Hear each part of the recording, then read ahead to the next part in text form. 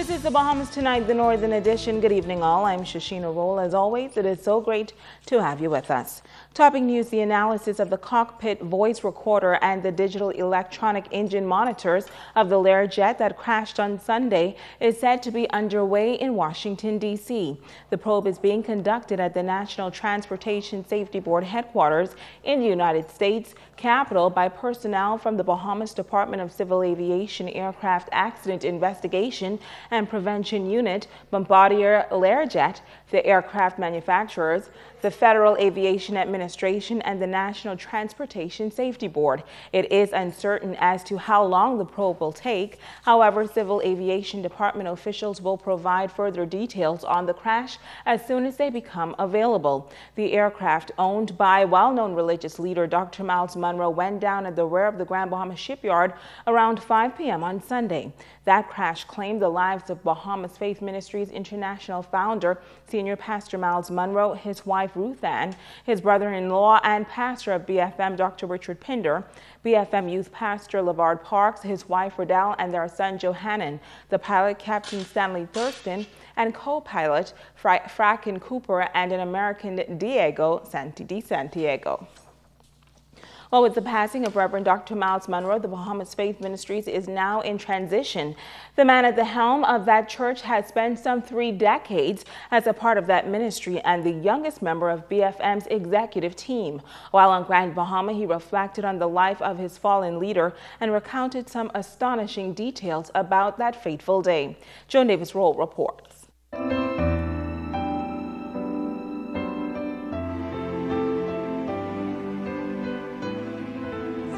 News sat down for an exclusive interview with the newly appointed chairman of Bahamas Faith Ministry, Pastor Dave Burrows. Burrows recalled these chilling details about a day that will forever be etched in his mind, the 9th day of the 11th month, 9/11. On that fateful day, because we were getting conflicting reports that you were on a plane, that you were actually on your way here. Where were you when you got there? Well, actually, I was almost on the plane because on Saturday, Dr. Monroe called me and he said, Dave, are you going with me tomorrow? And I said, no, I can't go because I already bought my tickets and my daughter is traveling with me. And I actually took Dr. Pinder to the airport. So I was almost on the flight.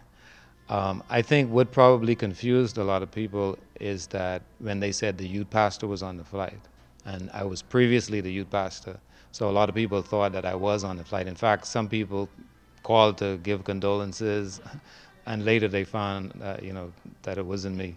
I saw it on Facebook that I was dead. Wow, that must have been a feeling. Yeah, it really was strange. The type of person I am, I don't want to see the crash site. I don't want to see the bodies. I prefer to remember them as I knew them. I find it too difficult the plane, I don't want to see the plane because I know I was on the plane and I was supposed to be on the plane.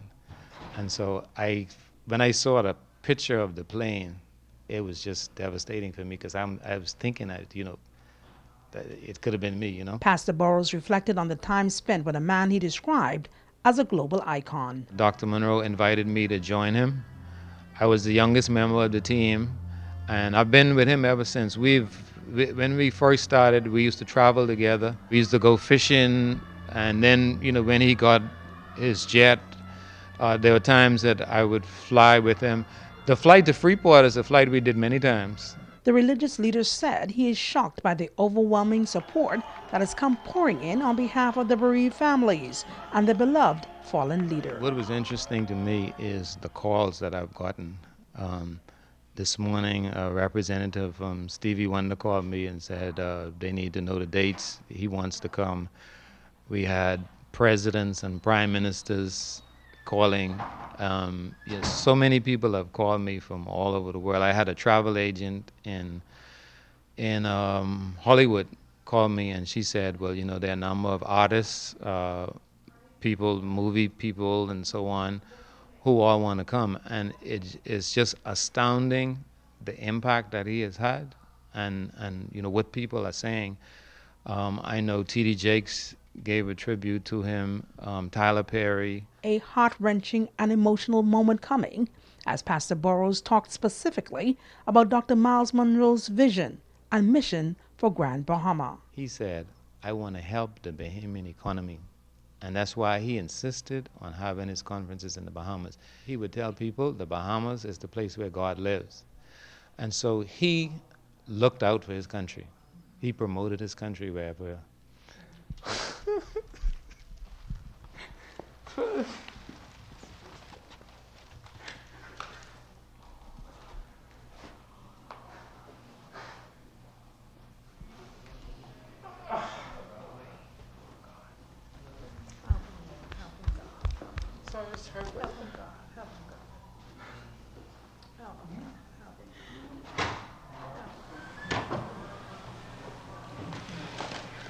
I don't think I can talk no more. Understandably, our interview ended with those words. Joan Davis-Roll, ZNS Network News. Well, tomorrow night we will have more from Pastor Burrows, who will talk about the way forward. Meantime, tributes continue to pour in on the passing of Reverend Dr. Miles Monroe. Tonight, a local businessman talks about how he inspired her to live a purpose-driven life. Sabrina Brown has her story. Business consultant Billy Bowe became very emotional while reflecting on the impact Dr. Miles Monroe has made on her life. She said she first learned of Dr. Monroe while living abroad 21 years ago. I remember being in a very bad place and finding hope in the words that he wrote. And it caused me to pick up a Bible and to read and find inspiration.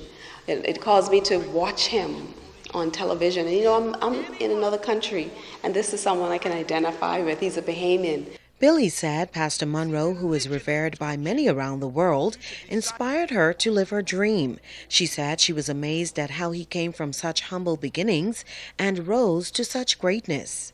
To find out about this man who, you know, went to Oral Roberts University and all of these degrees that he got, an honorary doctorate, it just made me feel like, wow, Billy, the sky's the limit. Because if Dr. Miles Monroe, coming from a family with so many kids, and I mean, he talks about, and so little, and to see, I never felt as though what he had or what he had amassed in terms of wealth correlated in any way to his character. While at a low point in her life with a young son to care for, Billy said it was Dr. Monroe's book, In Pursuit of Purpose, that helped her to overcome her struggles and find her purpose in life. I could have said, oh, Billy, look at you. You're sleeping on a mattress with your baby, and, you know, you're reading his book. You're reading to your 3-year-old child. You don't have anything. I could have just sat there and said, you know what? This is just my station in life. No, because Miles Monroe, through the Word of God, through what his talents and his gifts that God gave him, he was able to inspire me, little old me, who felt as though no one cared. Billy now owns a successful consultant firm with an e-learning program, and she plans to open a leadership institute. She recalled the last time she came face-to-face with the world-renowned religious leader during his 60th birthday celebration on Grand Bahama this year. And it was such an honor. I was able to shake his hand. I was able to get a hug from him and take a photograph with him. And you know, I'm thinking to myself, if he only knew how much he inspired me, if he only knew. And I sat there and I you know, my table was not far away from his table, and I saw how happy he was, how many people spoke about him, how his children spoke about him. Sabrina Brown, ZNS Network News. Well, it's been a tragic week for families of those victims who perished in Sunday's fatal plane crash. Among them, the family of the youth pastors at Bahamas Faith Ministry, LeVard Parks, his wife and son. Joan Davis-Roll has that story. It was a difficult day for a family who traveled to Grand Bahama to identify the final remains of their loved ones. For them, it was particularly trying because they had to identify not one, not two, but 3 of their loved ones who perished in that fatal crash. An entire family snatched away by death as husband and wife LeVard and Riddell Parks and their young son 5-year-old Johannan and their unborn child perished during that tragic plane crash that claimed the lives of 6 others. LeVard's father and brother Livingston and LaShawn Parks were joined by relatives here on Grand Bahama for an appointment that brought them face to face with a grim reality: the official identification of their loved ones. Prior to the viewing, LeVard's father and brother spoke with ZNS News and recalled that fateful day. LeVard had just left us at about 3 thereabout on Sunday afternoon. He said to me, "Dad, I want to come by and see you before we leave. I'm going on the flight with Dr. Miles Monroe." And I said to him, "Well, if that's what you have to do, then you have to do what you have to do." He wasn't originally on the flight. It was only late Saturday evening that he realized that he was going with Brother Miles, but they were real close. Sometime I often ask him who was his dad, whether Brother Miles was his dad or I was his dad. I called him. And in fact, all of our family sitting in the room, we decided, hey, let's try to call. So all of us calling at the same time. One of my brothers said, he answered the phone. That's right. And so, so that gave us a little bit of hope. And when I called him, I just got a voice message. Now this is... So he did in fact answer the phone? No, it was his voice message. My brother thought that he had answered the phone. His brother noted that LeVard was born on Grand Bahama, and here is where he died. Park's father says from that day he has found solace in knowing that his son died as a soldier in God's army. They say their visit to the Rand Memorial Hospital will bring some closure. Preparing obviously to go to view. Obviously, I'm sure you can't even anticipate. Oh boy, yeah, I don't know what to say.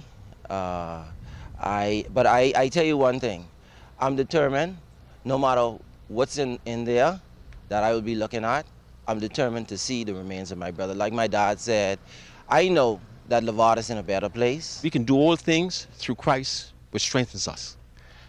I can say without a shadow of a doubt that they were on a mission for the King. And what's comforting to me today is that he's gone on the battlefield. Meanwhile, LeVard's youngest brother says there is a lesson to be learned in light of this latest tragedy. Give people their flowers while they're alive, right? Because you never know. He never knew that that was my last time to see my brother. Joan Davis-Roll, ZNS Network News.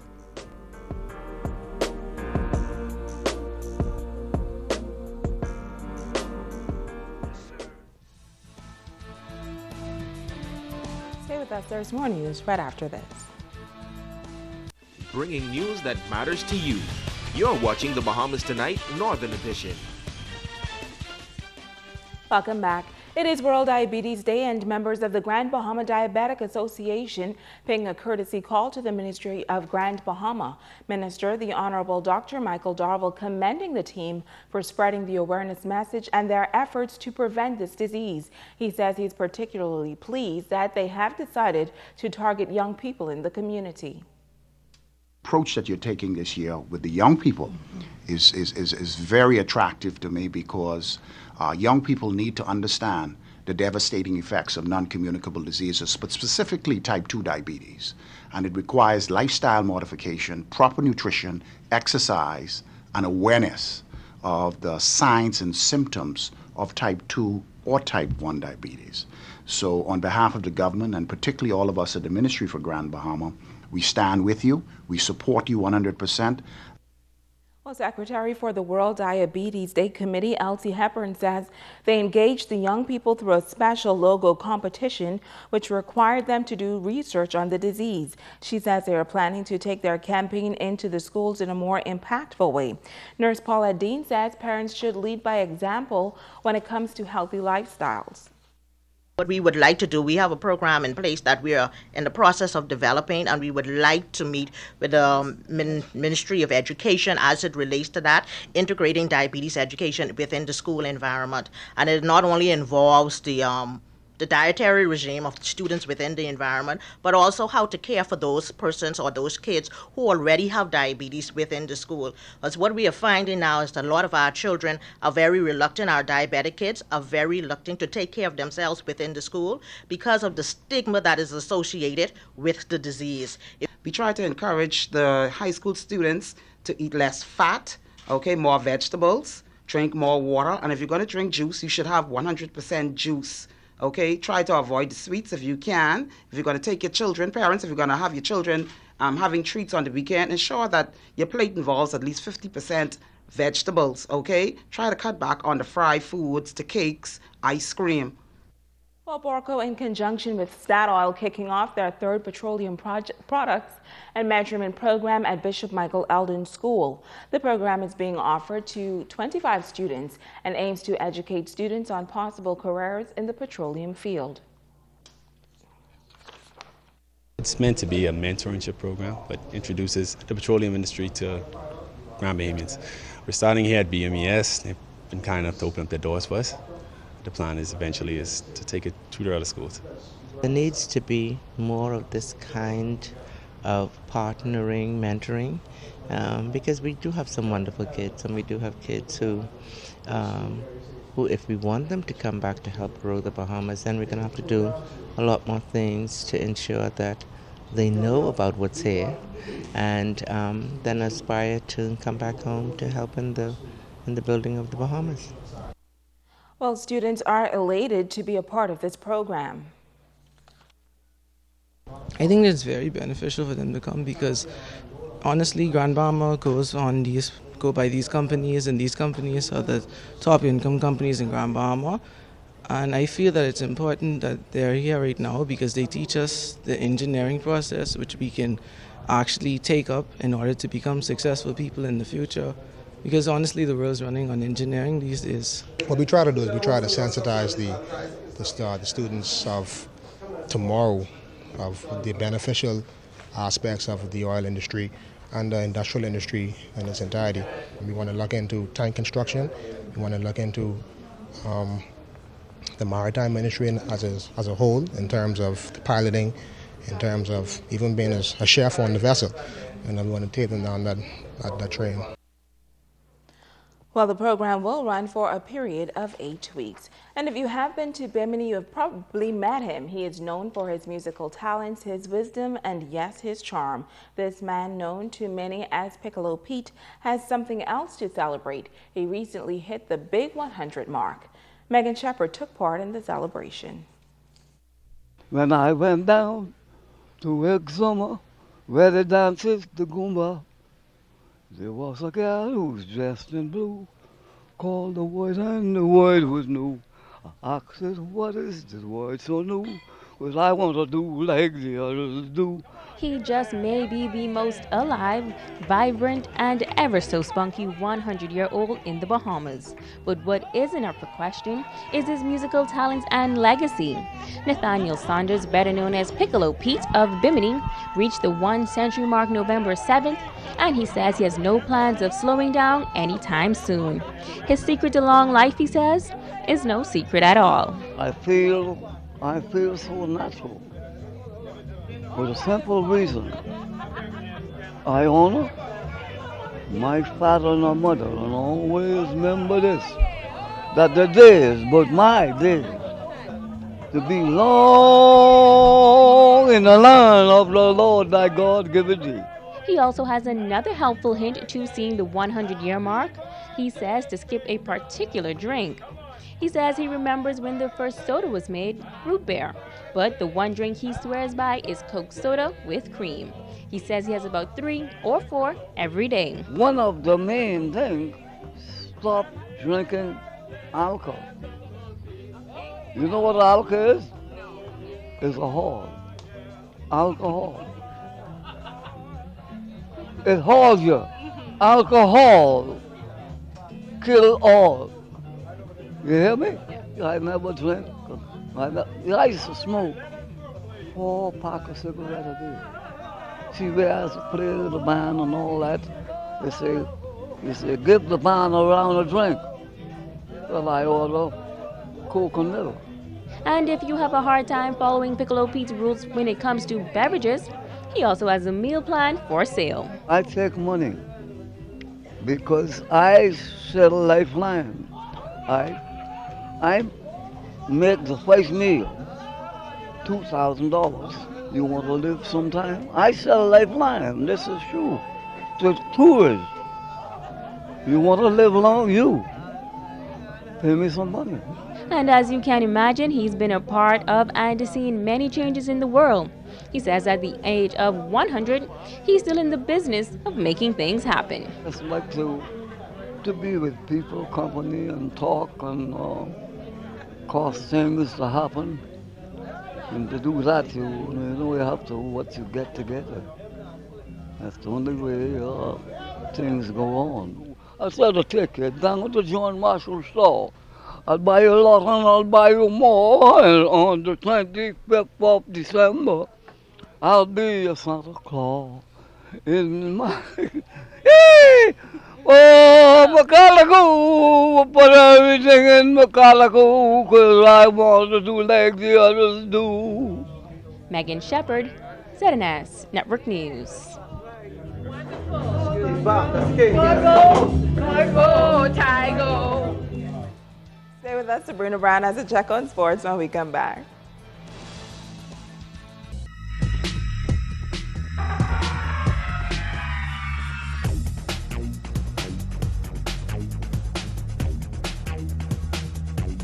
Good evening and welcome to Sports, everybody. I'm Sabrina Brown. The Battle of the Bahamas held at the St. George's Gymnasium was a martial arts showcase with lots of talented young and not so young athletes participating. Here's Ricardo Lightborn.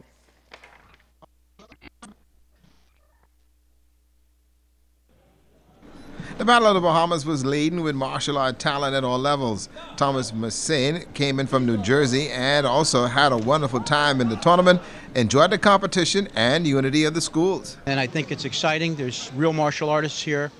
There's a lot of passion, more than I see in the States. And I can't see anybody not wanting to come here. It's a place to come because it gets you out of the States. And the competition is clean and good and wholesome. Grandmaster Anthony Muhammad returned to the tournament full of vigor and excitement. He wished the fan support was higher, but the athletes that competed was awesome. We do jiu-jitsu in particular, Sanukis-ru, Kumite-ru, Vijitsu-te. So we do that, but then there are others that's doing Kung Fu. There's others that's doing Karate. So it doesn't matter. We are all here to help our children grow and help their minds become better. So if we as adults are not where we need to be, then we hinder the children from becoming what they need to be. So the system and style really doesn't have a great meaning. You know, of course, there's value in various styles. I think there's value in all art, but there's greater value in the human being themselves. The Supreme Grandmaster George Ng said it was a wonderful display of martial arts. The Battle of the Bahamas lived up to its billing. Martial arts excitement. The Jimmy Goon Culmer Keith Mullings Primary School's basketball champion crowned. The Freeport Gospel Eagles defeated the Martintown Knights 17-16 to win the boys' title. Brent Moss netted 9 points, Brent Burrows 7, and was named the MVP. Jaden Pinder with 11 in the loss. In the consolation game, the Tabernacle Falcons defeated the Sunland Stingers 9-8. High school softball action in the Churchill Knowles League. Sister Mary Patricia Russell Junior Boys defeated Tabernacle 13-3. 8 Mile Rock over Sunland 18-3. LUCAYAN International 14, St. Paul's 5. BMES downed Jack Hayward Jr. 11-2. St. George's Senior Boys downed 8 Mile Rock 16-12. Jack Hayward cooled off Sunland 11-3. The Grand Bahama Amateur Softball Association Divisional Slow Pitch Championships continued last night at the Plex. The Cooper's Destroyers defeated the Immigration Enforcers 15-3 to take a 3-2 lead in the West Best of 7 game series. In the East Series, the Kelly's PACESETTERS defeated the Pats Uniform Reds 21-15. The Reds up 3-2. The HUGLO Braves won the men's division, defeating the Tenors ELEUTHERANS 10-9 in Game 5 to win the series 4 games to 1. Keel Pinder with the championship win, the loss to Robert Cooper. And that's your check on sports.